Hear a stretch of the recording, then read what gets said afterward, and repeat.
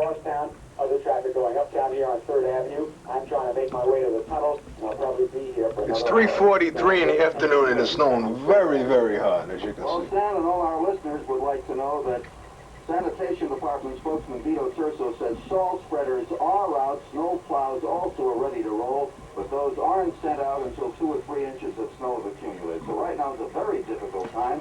The latest forecast is for 4 to 10 inches in the city, possibly more on Long Island. To find out the situation on the island now, let's go to a live report from WINS newswoman Juliet Papa.